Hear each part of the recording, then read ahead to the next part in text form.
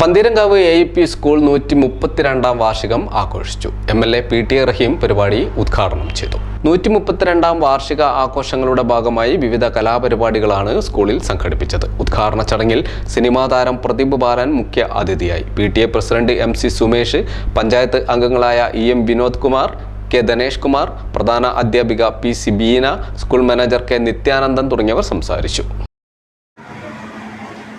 ഈ കലാലയത്തിൻ്റെ 132ാം വാർഷിക ആഘോഷ പരിപാടികളിലാണ് നമ്മൾ പങ്കെടുക്കുന്നത്.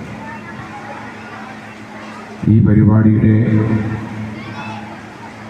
ഐക്യ എന്നാണ് ഇതിന് നാമധേയം നൽകിയിരിക്കുന്നത്.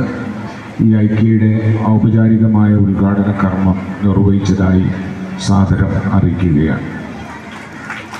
132 വർഷങ്ങൾക്ക് മുമ്പ്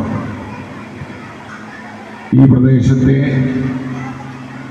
വിദ്യാതൽപരരായിട്ടുള്ള ആളുകൾ കെട്ടിപ്പടുത്തിട്ടുള്ള ഒരു മഹത്തായ പ്രസ്ഥാനമാണിത്.